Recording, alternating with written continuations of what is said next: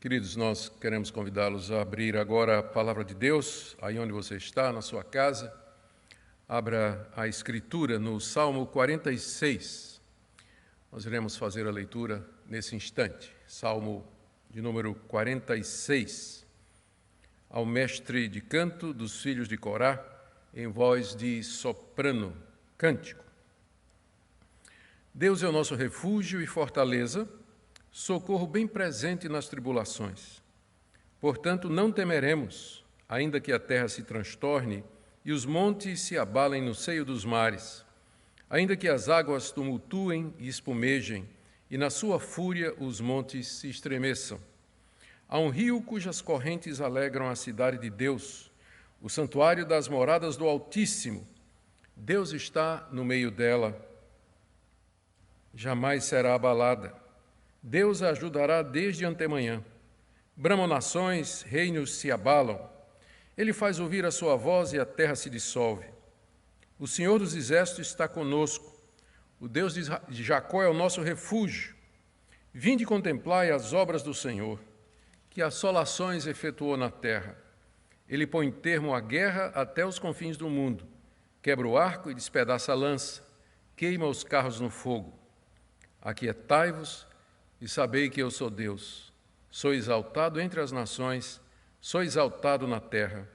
O Senhor dos Exércitos está conosco. O Deus de Jacó é o nosso refúgio. Até aqui a leitura da palavra de Deus. Oremos mais uma vez. Pai querido, nós pedimos iluminação do Teu Espírito Santo na compreensão da Tua palavra. Nós oramos que o Senhor a use para fortalecer o Teu povo, que nos acompanha nessa manhã. Também pedimos, ó Deus, que Tu estejas com todo o Teu povo em toda a face da terra, onde a Tua palavra está sendo ensinada no dia de hoje. Que os que são Teus se regozijem na Tua salvação e que confiem e descansem em Ti. Pedimos, ó Pai, que assim Tu nos conduzas na exposição das Sagradas Escrituras. É o que nós pedimos por amor de Jesus. Amém. Queridos, esse salmo foi o salmo que inspirou Martinho Lutero, durante a Reforma Protestante, a compor um dos hinos mais conhecidos no meio protestante, que é exatamente o famosíssimo Castelo Forte. Lutero se inspirou particularmente nas palavras de abertura desse salmo, no verso 1, Deus é o nosso refúgio e fortaleza, socorro bem presente nas tribulações. Esse salmo, pelo que nós sabemos, ele foi escrito pelos filhos de Corá, que eram levitas, e que serviam no templo, com o objetivo de ser enviado ao mestre de canto para cantá-lo com voz de soprano. Soprano aqui, vozes agudas, talvez porque o hino ele tem momentos de exultação. Pense assim no Aleluia de Handel, quando em certas partes, né, o soprano vai lá em cima, exatamente quando quer destacar a glória de Deus, ou o poder de Deus e as maravilhas de Deus. Talvez por esse motivo, uma vez que é um salmo que celebra as vitórias de Deus, ele foi feito para que fosse cantado nesse tom. E era para ser entoado durante as reuniões do povo de Deus no templo. Ele tem 3 estrofes, é uma divisão bem natural do salmo, e cada uma delas repete o tema central do salmo, que é Deus é nosso refúgio. Aparece no verso 1, Deus é nosso refúgio. Aparece no verso 7, Deus é nosso refúgio. E aparece no verso 11 também, Deus é nosso refúgio. São 3 partes, portanto, um salmo cuidadosamente composto. Nós não sabemos ao certo quando esse salmo foi elaborado, mas provavelmente foi durante alguma ocasião em que Deus havia livrado Jerusalém, que estava cercada de inimigos, sem uma única batalha, sem que os israelitas tivessem que ir à guerra, somente pelo seu poder. Quando nós olhamos a história do Antigo Testamento do povo de Israel, particularmente durante o período dos reis, nós encontramos 2 ou 3 situações históricas que podem muito bem explicar a origem desse salmo. Por exemplo, a morte súbita daqueles soldados assírios sob o comando de Senaqueribe. Quem não lembra aquela história, não é? Senaqueribe vem, cerca Jerusalém, manda uma carta do rei da Síria para Ezequias, Ezequias fica desesperado porque o exército assírio é muito maior e superior, bem mais poder militar, mas ele vai no templo, levanta a carta diante de Deus e diz: ó Deus, isso aqui é uma afronta contra o Senhor. E Deus, então, naquela noite, dispersa o exército assírio. Cerca de 185 mil soldados morreram naquela noite de um mal súbito, e Senaqueribe teve que se retirar completamente derrotado. Uma outra situação possível é quando Deus confundiu o exército dos moabitas e dos amonitas, de forma que eles se mataram e o que sobrou fugiu, durante uma tentativa de invasão em Jerusalém, quando o rei Josafá, defendendo Jerusalém, por ordem de Deus, marcha contra os exércitos em louvor e adoração, e sem que tivesse matado um único inimigo, Deus faz com que eles briguem entre si e eles vão embora numa confusão e num temor e num terror que Deus havia incutido aos seus corações. Essa história está no segundo livro das Crônicas. Numa dessas ocasiões, ou numa ocasião similar, é que os filhos de Coré, ou de Corá, eles compuseram esse salmo de confiança e de vitória em Deus. Portanto, esse é um salmo para ser cantado sempre pelo povo de Deus, particularmente quando ele se vir cercado de inimigos poderosos, para que ele lembre do livramento de Deus, que lembre da história de como Deus vence os inimigos do seu povo e lhes dá a vitória. Como nós também estamos nesses dias, cercados, amedrontados, ameaçados, incertos com relação ao futuro, diante de inimigos maiores e mais poderosos do que nós. É sempre hora, então, de lembrar o que diz esse salmo: Deus é o nosso refúgio, fortaleza, socorro, bem presente nas tribulações. Como eu disse, esse salmo tem 3 partes. A primeira parte, o Salmo nos mostra quem Deus é e o que é que isso significa para nós. Está aí do verso 1 até o verso 3. A segunda estrofe, onde Deus mora e o que é que isso significa para nós, do verso 4 até o 7, perdão. E a terceira e última parte, o que é que Deus fez e o que é que isso significa para nós, do verso 8 até o verso 10. Vamos ver cada uma dessas partes na expectativa de que Deus nos console, nos encha de esperança no meio dessa grande provação a qual nós estamos submetidos. Primeira estrofe do verso 1 a 3, quem é Deus e as suas implicações. Deus é o nosso refúgio e fortaleza, socorro bem presente nas tribulações. Portanto, a implicação, não temeremos, ainda que a terra se transtorne e os montes se abalem, no seio dos mares, ainda que as águas tumulteiem e espumejem, e na sua fúria os montes se estremeçam. Aqui, você nota que o salmista, ou os salmistas, eles estão comparando Deus a um refúgio e uma fortaleza. Verso 1. Fortalezas eram cidades fortificadas, fortemente muradas e muito bem preparadas militarmente, a ponto de ser praticamente impossível, ou se não muito difícil, que elas fossem conquistadas e destruídas.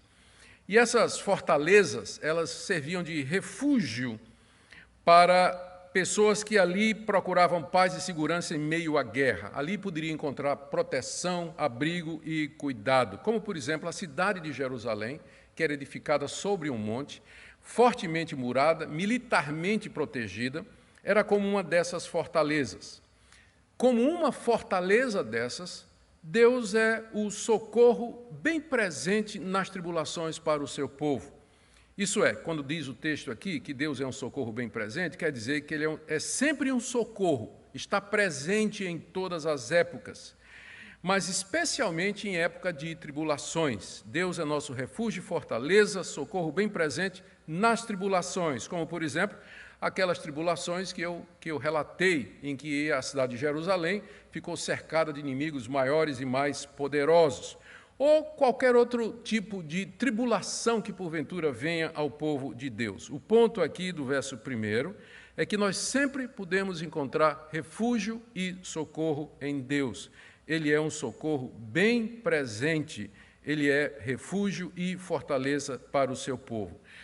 Martinho Lutero não somente usou esse salmo para se inspirar, para compor castelo forte, mas ele meditava constantemente nesse salmo e ele orava sobre esse salmo à medida que ele passava por aquelas tremendas provações que vinham da ameaça e da perseguição dos inimigos da Reforma Protestante e dos reis e de alguns soberanos príncipes alemães que eram completamente contra a Reforma Protestante. Quantas vezes Lutero não se viu ameaçado de morte, perigos de cilada e outras ameaças que a sua vida passou? Esse salmo era uma fonte constante para Lutero de conforto e descanso para a sua alma. Isso pelo fato de que Deus é, de quem Deus é. Deus é nosso refúgio e fortaleza, socorro bem presente nas tribulações. Portanto, não temeremos. Verso 2. Note que o portanto aí introduz a inferência ou a conclusão daquilo que Deus é.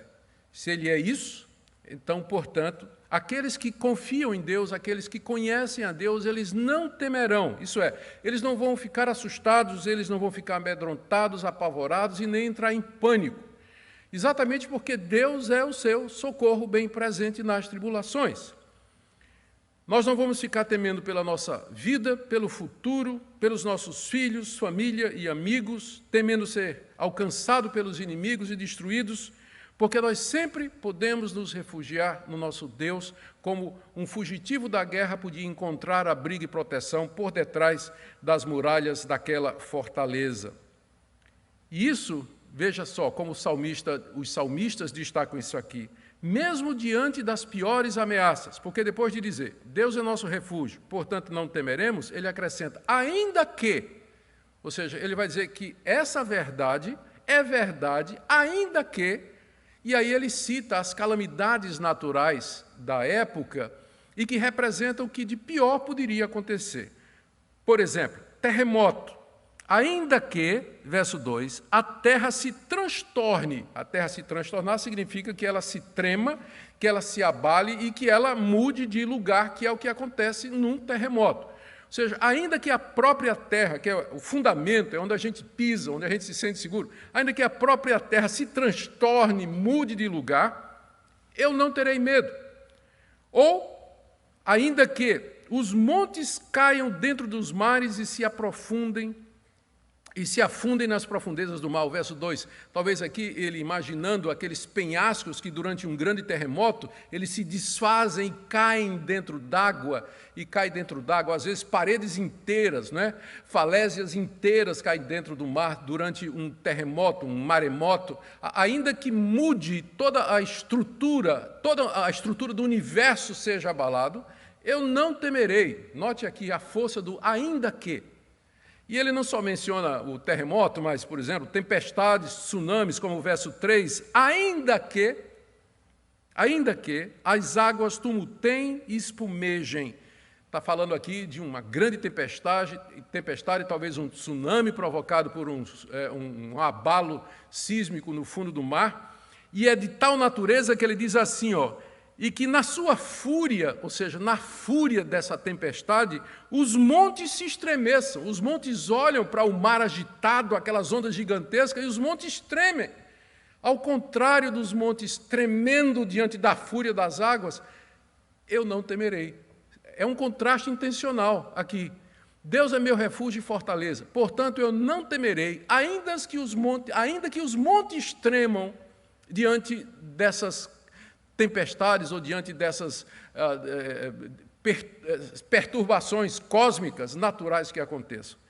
Esse é o peso aqui dessa primeira parte. O ponto que ele está dizendo aqui, o que ele quer dizer, é que, ainda que o pior aconteça, ainda que o não esperado venha, ainda que o temido ocorra, ainda que Deus continua sendo o nosso refúgio e fortaleza, portanto, eu não temerei. É claro que bem antes da época em que esse salmo foi escrito, essas calamidades já existiam. E ela aqui, talvez, também representam figuradamente aquela ameaça dos invasores, dos inimigos contra Jerusalém. Ou como se ele dissesse assim, os inimigos estão vindo, eu não temerei, porque Deus é o meu refúgio. Ainda que viesse uma ameaça maior, e ele faz essa citação.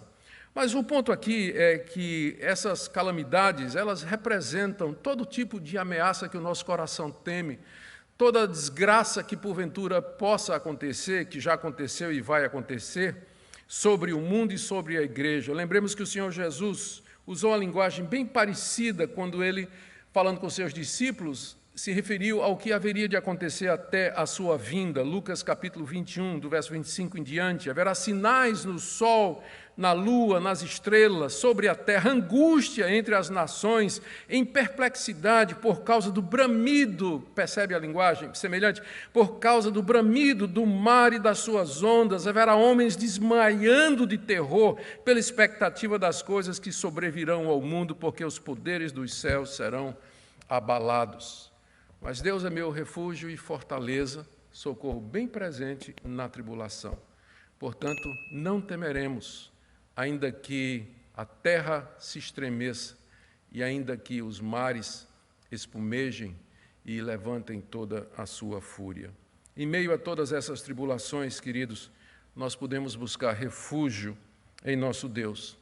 É claro que o medo e o temor, eles são reações e sentimentos naturais, mas à medida que o crente reflete de quem é Deus, o Criador de todas as coisas, aquele que reina sobre tudo e todos, o seu coração vai encontrar calma, vai encontrar tranquilidade e vai encontrar refúgio, sabendo que Ele é o nosso castelo forte e que, se Ele permitir que algo nos atinja, Ele nos guardará para o seu reino celestial. E como diz a estrofe do Castelo Forte, com Ele reinaremos. Vamos agora para a segunda parte do Salmo, que é do verso 4 até o verso 7, onde Deus mora e quais são as implicações disso. O salmista diz aqui: há um rio cujas correntes alegram a cidade de Deus, santuário das moradas do Altíssimo. Deus está no meio dela, jamais será abalada. Deus ajudará desde antemanhã. Bramam nações, reinos se abalam, ele faz ouvir a sua voz e a terra se dissolve.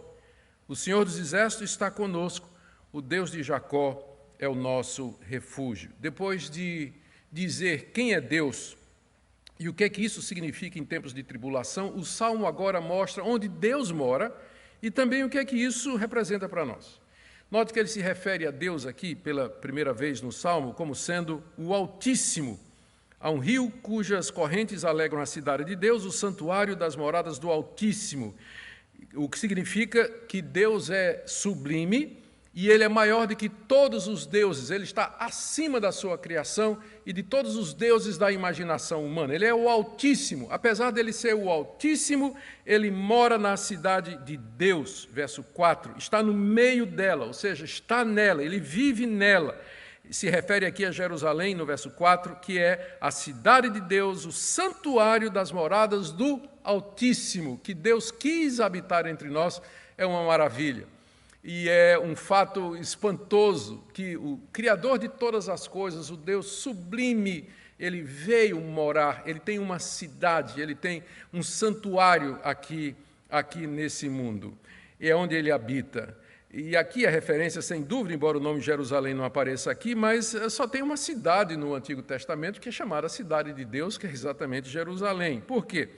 Porque ali estava o templo, ali estava a arca, ali estavam os sacrifícios, o culto e o ministério levítico, sacerdotal, que Deus havia determinado. Deus havia escolhido Jerusalém como local da sua morada. E era ali que Deus se revelava, era ali que Ele era adorado, era ali que os sacrifícios eram oferecidos, como Ele havia estabelecido através de Moisés e, posteriormente, através de Davi. Jerusalém era sua casa. Mas você nota que o salmista provavelmente tem em mente uma outra Jerusalém, porque ele diz aqui no verso 4 que há um rio cujas correntes alegram a cidade de Deus, o santuário das moradas do Altíssimo. Não tinha rios em Jerusalém, não tinha rio nenhum cortando a cidade. Então, ao que o Salmo se refere aqui?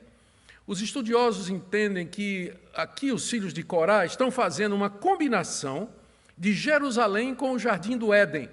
Lá no Jardim do Éden está dito, em Gênesis 2, 10 a 14, Diz lá que o jardim era cortado por 4 rios, e um deles saía para regar o jardim que Deus havia plantado.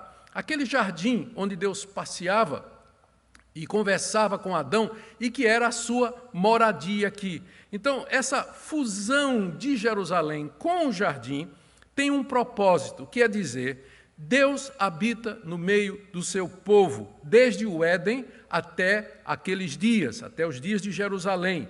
E de Deus corre um rio. Essa passagem é muito bonita. Há um rio cujas correntes alegram a cidade de Deus. Essa cidade aqui não pode ser, como eu disse, a Jerusalém terrena somente, porque não tinha rios ali. Mas é uma referência, então, ao rio da graça, o rio do favor de Deus, da sua misericórdia. É o rio que enche os nossos corações de esperança e de confiança em meio às tribulações e privações dessa vida. E quais são as consequências disso, então? Deus, o Altíssimo, ele habita no meio do seu povo, desde o jardim do Éden até os tempos em que o Salmo foi escrito, até Jerusalém. Com isso dizendo, Deus sempre esteve no meio do seu povo, e dele sai um rio que alegra o seu povo, um rio que abençoa a sua morada, o rio da graça, o rio do favor de Deus. 3 consequências o Salmo apresenta disso. Primeiro, no verso 5, Deus está no meio dela, jamais será abalada.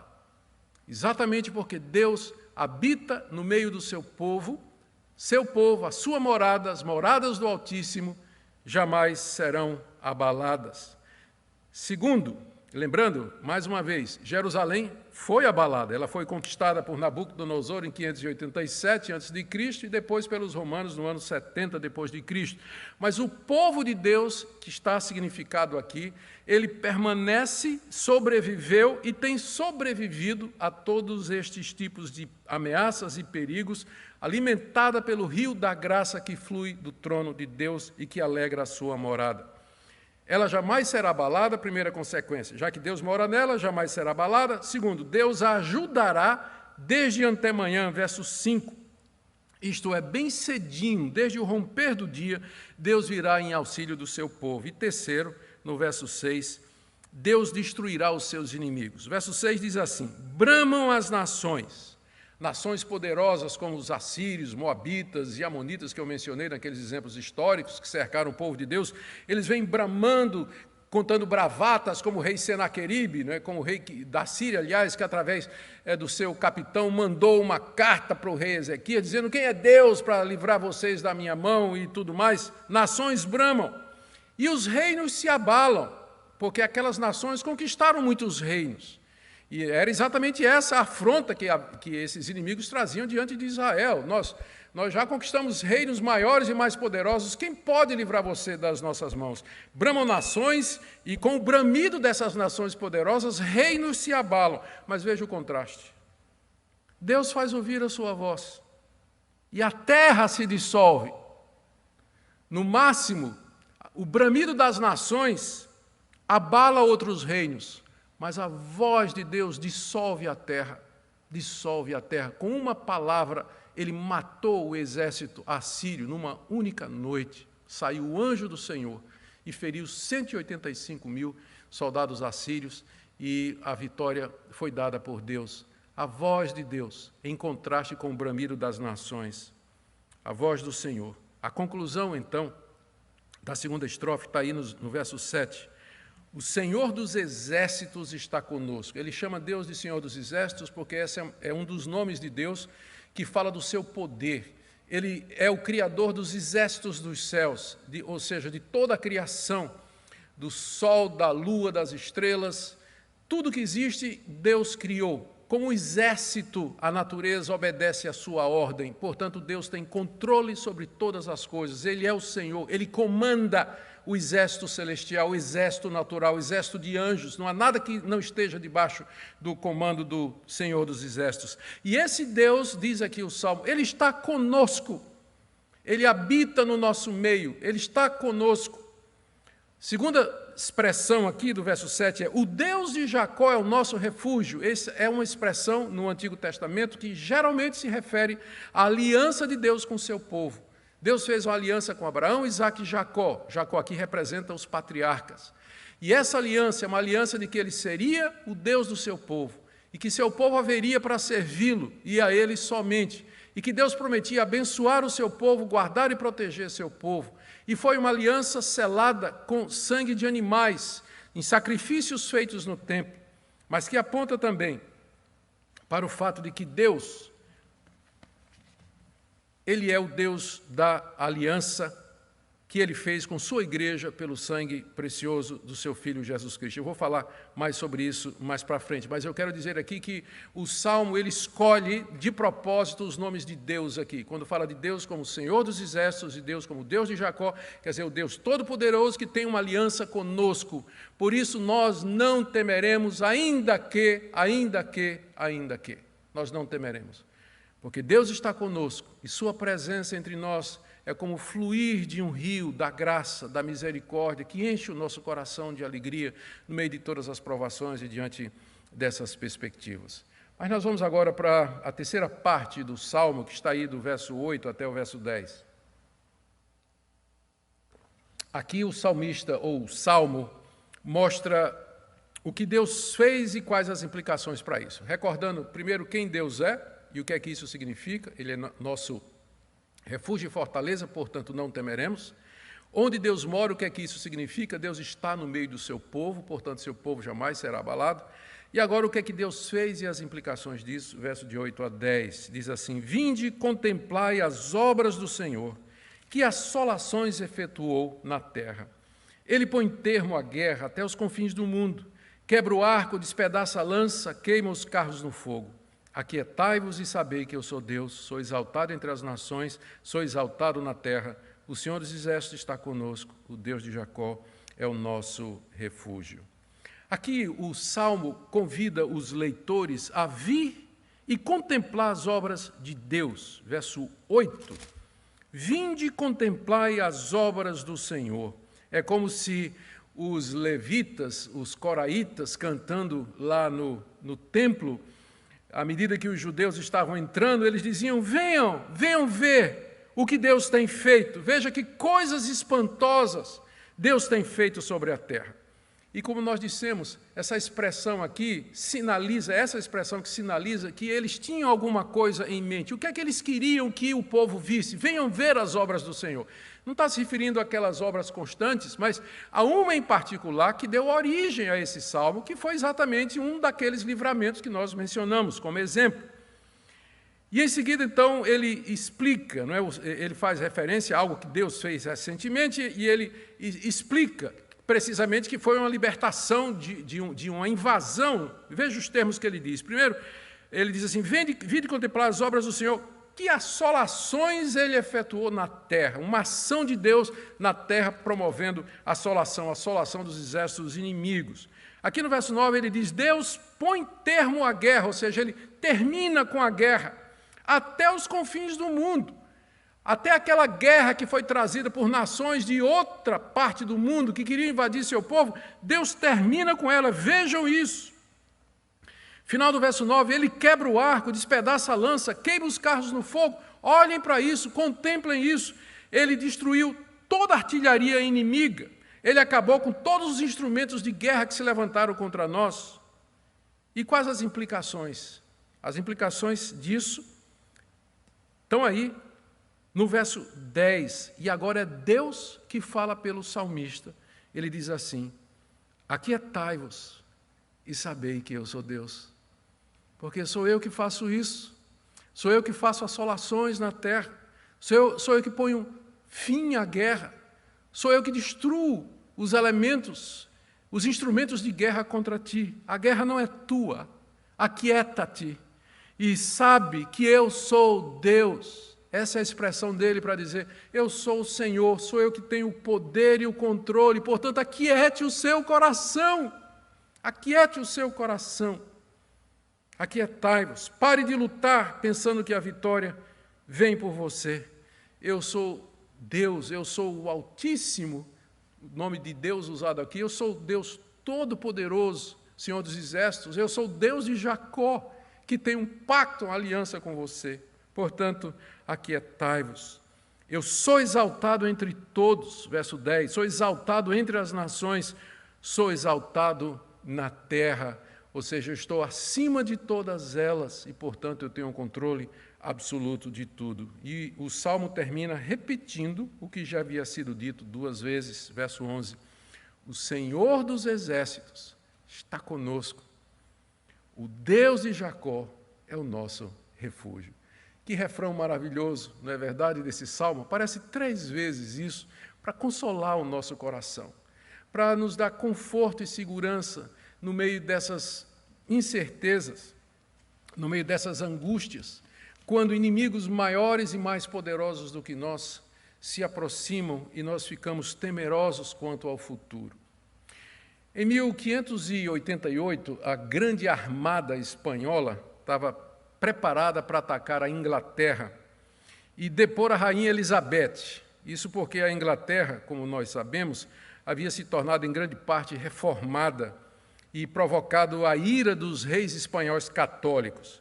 E então eles mandaram seus navios de guerra na direção da Inglaterra para invadir e depor a rainha Elizabeth. Essa armada espanhola era o terror dos mares daquela época, era o maior poderio militar daquela época.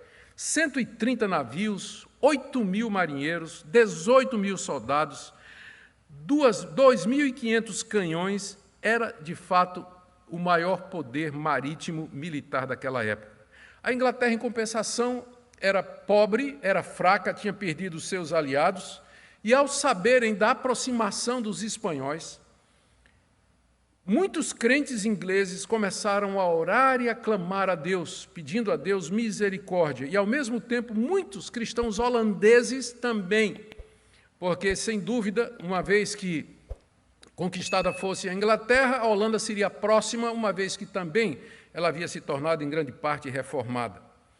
E enquanto eles oravam, a grande armada fez uma tentativa de contornar a Inglaterra, a Escócia e a Irlanda e foi apanhada numa tempestade furiosa, que numa noite destruiu metade da grande armada espanhola. Navios afundaram, homens morreram e a armada espanhola teve que voltar para a Espanha derrotada e envergonhada.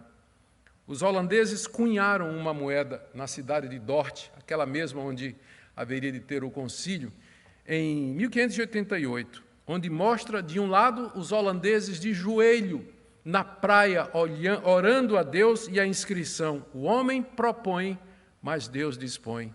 E no outro lado escrito: pelos seus ventos Deus o dispersou. Que testemunho histórico maravilhoso de que o nosso Deus, ele continua sendo o nosso refúgio, a nossa fortaleza, e que ele atende o clamor do seu povo, e que ele nos livra e que ele nos salva quando isso é necessário. Eu quero partir já para algumas conclusões, queridos. O que esse salmo nos ensina? Algumas lições preciosas para nós. Primeiro, Deus habita no meio do seu povo, que é a igreja. As moradas do Altíssimo, a cidade de Deus, cortada por um rio, simbolizada no Antigo Testamento pelo paraíso e por Jerusalém. No Novo Testamento é a igreja, composta dos crentes no Senhor Jesus, um povo espiritual onde Deus habita, mediante Jesus Cristo, no poder do Santo Espírito. Segundo, que Deus tem uma aliança com o seu povo. A igreja cristã, ela é a sucessora dessa aliança que Deus fez com Abraão, Isaque e Jacó. Todo crente em Jesus Cristo, que tem a mesma fé que Abraão teve, ele é descendente espiritual de Abraão. Deus tem um pacto conosco, que foi agora renovado na nova aliança mediante o sangue precioso do Senhor Jesus. Portanto, Deus continua sendo a nossa fortaleza, ele continua sendo o refúgio do seu povo, ele está conosco sempre. Ainda que as calamidades venham, ainda que os nossos temores se confirmem, Deus continua sendo o nosso Deus, mesmo diante das piores ameaças, dos mais terríveis inimigos, as mais horríveis calamidades e os mais cruéis flagelos. Ele nos ajudará e ele protegerá do mal. Portanto, lembre quem ele é. Ele é o nosso castelo forte. Lembre onde ele mora no meio do seu povo. Lembre o que ele fez, ele pôs fim à guerra. Portanto, não tema, Aquiete, reconheça que Ele é Deus, lembre-se das obras salvadoras de Deus na história, especialmente lembre-se das suas obras redentoras, a encarnação do seu Filho Jesus Cristo que veio habitar entre nós, a sua vida, seu ministério, seus milagres, a sua morte na cruz, a sua ressurreição de entre os mortos, sua ascensão ao céu, sua glorificação, sua entronização no trono do universo, sua vitória sobre o pecado, o mundo, Satanás e o diabo. E descanse o seu coração sabendo que tudo está debaixo do controle do Deus sábio, o Deus da aliança, o Deus Altíssimo. E minha última palavra é essa daqui, que essas calamidades que Deus envia sobre o mundo são avisos de Deus, queridos, para que nós nos arrependamos e nos preparemos para o encontro final com Ele. O Deus Altíssimo, que é segurança do seu povo, é também o Deus que sopra e faz tremer a terra, derrete a terra. Em meados do século XVIII, teve um terremoto terrível em Londres. Naquela época, John Wesley vivia e ministrava. Sacudiu bairros inteiros de Londres de maneira violenta, destruiu casa, matou muita gente. E John Wesley, na época, pregou um sermão baseado nessa passagem aqui, particularmente no verso 8, onde diz: vinde contemplai as obras do Senhor, que assolações efetuou na terra. E Wesley, ele dá os detalhes de 3 outros terremotos que tinham acontecido num breve espaço de tempo, um pouco antes do terremoto de Londres. Ele fala de 2 terremotos, um na Sicília e outro na Jamaica, 1692, e outro que aconteceu em Lima, Peru, em 1746, bem próximo de Londres. E ele dá relatos de testemunhas que compõem uma descrição gráfica dos horrores que foram aqueles terremotos. A rapidez com que aconteceu, questão de minutos, cidades inteiras desapareceram, cadáveres soterrados, milhares de mortos, tsunamis que varreram ilhas inteiras, como, por exemplo, a ilha de Calau, que foi submersa completamente. E, no final, ele avisa ao povo de Londres: venham, vejam as obras do Senhor, que assolações Ele efetuou na terra. Prepare-se para se encontrar com Deus, porque esses tremores são um aviso da parte de Deus do juízo final que se aproxima. E é essa aplicação que eu quero fazer também hoje, no final, que quando nós olhamos para o que está acontecendo, nós devemos saber que Deus está avisando a humanidade, está avisando a você que está me escutando, Deus está avisando: vinde contemplai as obras do Senhor, que assolações tem feito na terra. Prepara-te para te encontrares com teu Deus. São avisos de Deus para a humanidade. O ponto desse salmo é que, no meio de tudo isso, você pode se arrepender dos seus pecados. Você pode se arrepender de ter afrontado Deus com a sua conduta, com a sua incredulidade, com uma vida ímpia, uma vida falsa, se você é cristão. E lembrar que Ele é socorro bem presente, que Ele é uma fortaleza segura, que você pode se refugiar nele mediante o sangue precioso de Cristo, que você pode ser perdoado e purificado das suas iniquidades, receber perdão e segurança nesses dias de crise. Que você ouça essa palavra de encorajamento e também uma palavra de despertamento. Vinde e vede as assolações que Ele tem feito na terra. Deus é o nosso refúgio, o Deus de Jacó está conosco. Vamos orar. Ó Deus querido, não for a tua aliança, não for a teu compromisso com o teu povo, há muito teríamos derretido, só pela tua voz. Senhor, nós sabemos que essas assolações, nós sabemos que a tua voz que derrete a terra, tem o objetivo de nos prevenir do juízo vindouro. Dá-nos quebrantamento, humildade. Dê, Senhor, que pecadores se arrependam e se convertam a Ti. E dá também que Teu povo encontre em Ti um alto refúgio, como Lutero encontrou no seu coração, e como tantos outros crentes encontraram, como o Teu povo perseguido em todo lugar, tem encontrado alegria no rio que corre pela cidade de Deus. Assim também alegra o nosso coração no meio de tempos trabalhosos, tempos difíceis. Ouve a nossa oração em nome de Jesus. Amém.